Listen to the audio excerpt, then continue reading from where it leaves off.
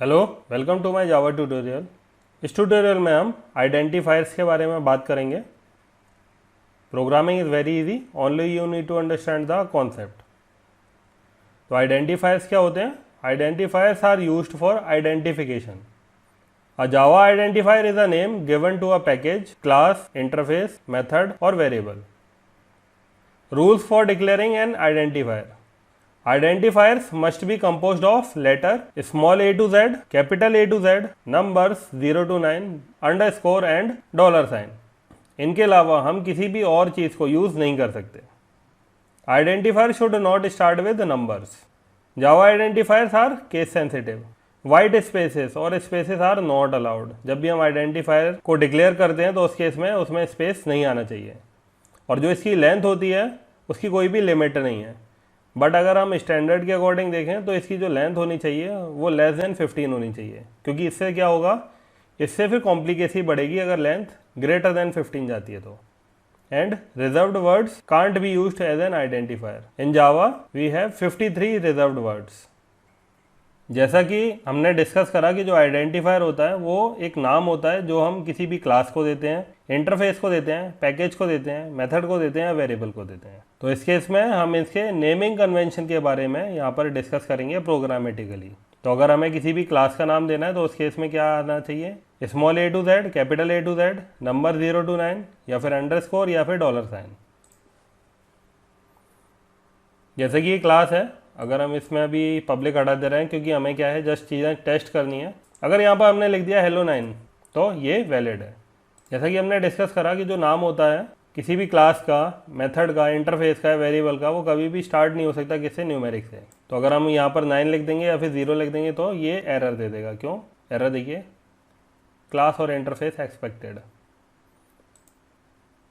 चलिए हम यहाँ पर हटा दे रहे हैं, एक वेरिएबल ले रहे हैं इंटीजर 78 AB।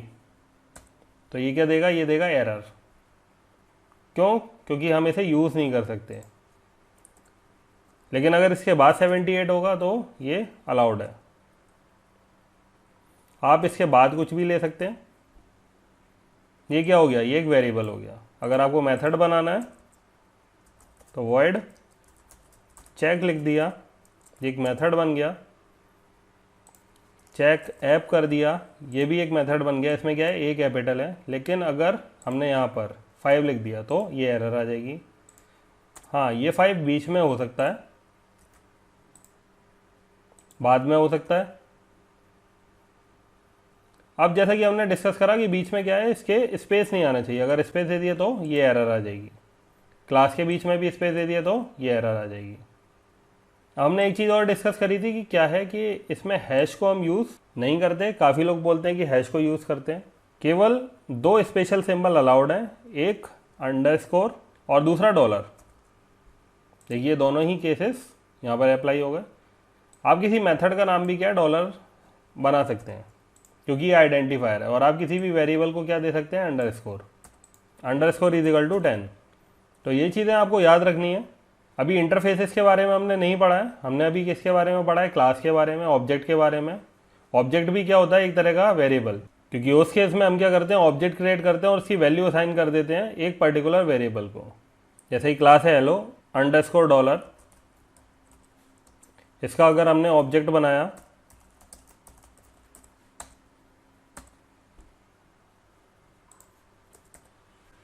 तो इस केस में ये जो h है ये क्या है? ये एक वेरिएबल है।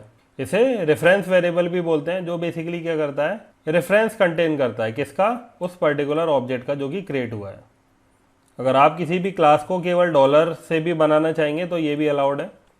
किसी भी क्लास का नाम डॉलर हो सकता है, किसी वेरिएबल का भी नाम डॉलर हो सकता है। अगर आप क्लास का नाम अंडरस्कोर लिखेंगे तो ये भी अलाउड है। लेकिन यहाँ पर क्या है? यहाँ पर आएगी एक तरह की वार्निंग। क्यों? क्योंकि ये जावा जो 9 है वहाँ से ये अलाउड नहीं करा गया। Use of underscore as an identifier is not supported in releases since Java 9। तो ये चीज़ें आपको याद रखनी है। अंडरस्कोर का किस लिए यूज़ होता है कि अगर हमें लिखना है कोई भी क्लास, जैसे कि हेलो स्टूडेंट, और हेलो और स्टूडेंट के बीच हमें क्या है? स्पेस देना है, तो हम क्या करेंगे? यहाँ पर अंडरस्कोर को यूज़ कर लेंगे। इसलिए अंडरस्कोर अलाउड है। और आगे जाके जब हम इनर मॉड्यूल और इनर क्लासेस के बारे में पढ़ेंगे तब आपको ये डॉलर के बारे में मालूम पड़ेगा। कि डॉलर क्यों यूज़ होता है। इसलिए केवल 2 special symbol other than alphabets and numeric symbol, उसके अलावा ये दोनों यूज़ होते हैं, डॉलर एंड अंडरस्कोर। बट अगर हम बात करें कि there is no limit on the length of the identifier, तो इस केस में अगर हम आइडेंटिफायर की लेंथ कुछ भी रख देंगे, स्पेस नहीं आना चाहिए, इसकी लेंथ कितनी भी हो सकती है।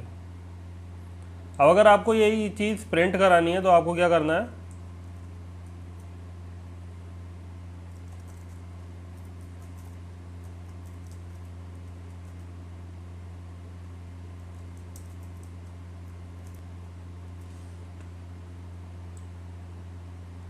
हमने इसे यहाँ से कॉपी कर लिया, क्योंकि एज इट इज़ अगर उसे टाइप करेंगे तो मिस्टेक भी हो सकती है। और अगर आप इसे रन कराएंगे तो इस केस में ये जो 10 है यही प्रिंट हो जाएगा। तो यहाँ से हमने ये देखा कि जो आइडेंटिफायर की लेंथ है वो कितनी भी हो सकती है, आप इसे कितनी भी बड़ी लेंथ लिख सकते हैं।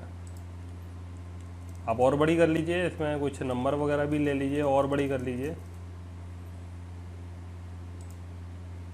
अभी नीचे एरर क्यों आ रही है, क्योंकि ये जो आइडेंटिफायर है या फिर वो वेरिएबल है वो डिफाइन ही नहीं है, क्योंकि हमने तो उसमें चेंज कर दिया। अब अगर हम इसे रन कराएंगे तो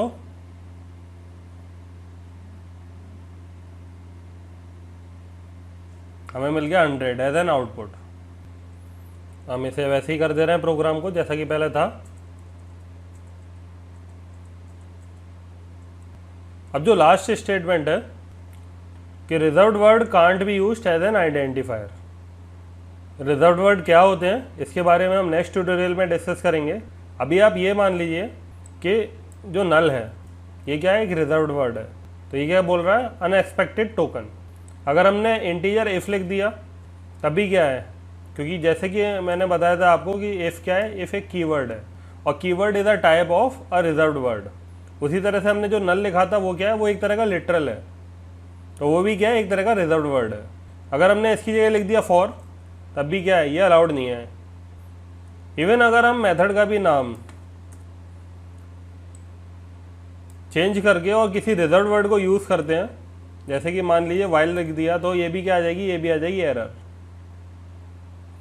हाँ, एक चीज़ मैं आपको बताना चाहूँगा कि जो भी प्री डिफाइंड क्लास है जावा में, जितनी भी प्री डिफाइंड क्लास हैं उसे आप एज एन आइडेंटिफायर यूज़ कर सकते हैं। जैसे कि अगर लिख दिया स्ट्रिंग, तो ये क्या, ये एक तरह का मेथड बन सकता है, और इसके अंदर हमने क्या लिखा दिया, system dot out dot println और क्या, हेलो, इट इज़ पॉसिबल। अब अगर इसके अंदर हम मेन मेथड बनाएंगे और यहाँ पर हम अगर इस मेथड को कॉल कराएंगे तो ये क्या होगा, ये कॉल होगा।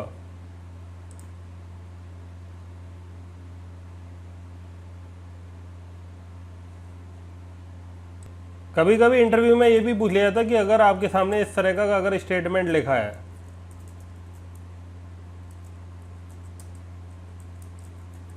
तो क्या ये पॉसिबल है। तो स्टूडेंट क्या कहते हैं, स्टूडेंट बोलते हैं कि सर ये क्या है, यहाँ पर आएगी कंपाइल टाइम एरर, ये स्टेटमेंट नहीं है। जबकि मैंने अगर जो डिस्कस करा है आपके साथ उसमें आपको ये बताया कि हम प्री डिफाइंड जावा क्लासेस को एज एन आइडेंटिफायर यूज़ कर सकते हैं। तो इसलिए अगर हम इस स्ट्रिंग को प्रिंट कराएंगे तो ये क्या होगा, ये स्ट्रिंग भी प्रिंट होगा। हमने यहाँ पर दे दिया स्ट्रिंग, वो किस तरह का वेरिएबल है, एक इंस्टेंस वेरिएबल है, तो डायरेक्ट एक्सेस हो जाएगा। अब यहाँ पर क्या आएगा, हेलो हाउ आर यू।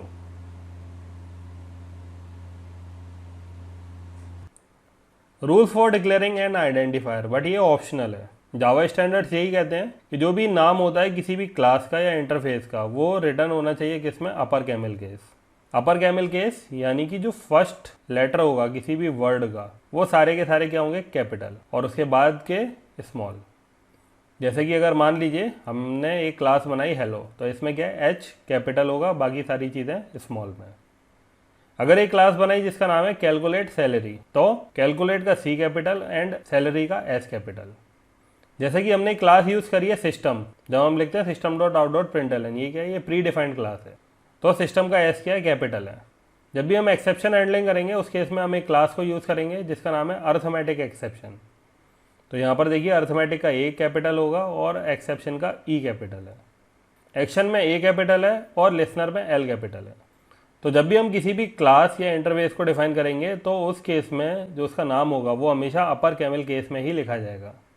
ये जावा कोडिंग स्टैंडर्ड्स के अकॉर्डिंग बताया जा रहा है आपको।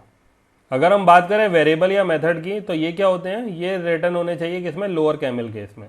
यानी कि जो पहला वर्ड होगा उसका पहला लेटर स्मॉल, दूसरे वर्ड का पहला लेटर कैपिटल, तीसरे वर्ड का पहला लेटर कैपिटल, और इसी तरह से आगे जितने भी वर्ड आएंगे उनका पहला लेटर क्या होगा, कैपिटल होगा। बस केवल जो पहला वर्ड होगा, जैसे इस केस में लोअर, तो उसका जो लेटर होगा फर्स्ट वो हमेशा क्या होगा, स्मॉल ही होगा।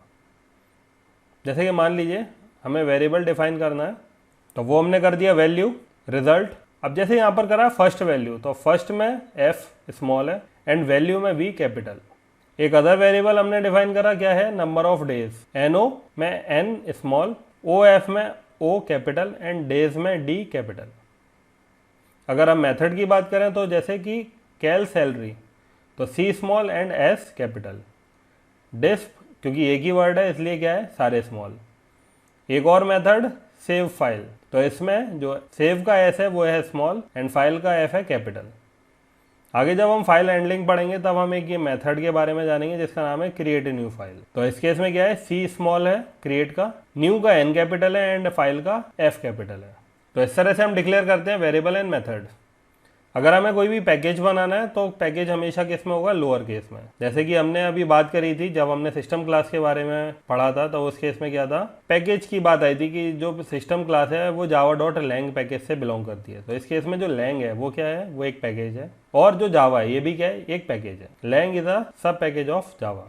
तो जो lang पैकेज है ये किस में है, लोअर केस में लिखा हुआ है। जो जावा है ये भी किस में है, लोअर केस में। इसी तरह से एक और पैकेज java.util, तो जो util है ये भी किस में लिखा हुआ है, लोअर केस में, और जो जावा है ये भी किस में लिखा हुआ है, लोअर में। तो आपको इन चीज़ों का याद रखना है। होप आपको चीज़ें समझ में आई होगी। अगर आपकी कोई भी क्वेरी है तो आप कमेंट बॉक्स में उसे लिख सकते हैं, या फिर आप लॉग ऑन कर सकते हैं www.learntounless.com/contactus.php। हम आपकी क्वेरी सॉल्व करने की कोशिश करेंगे। Thank you.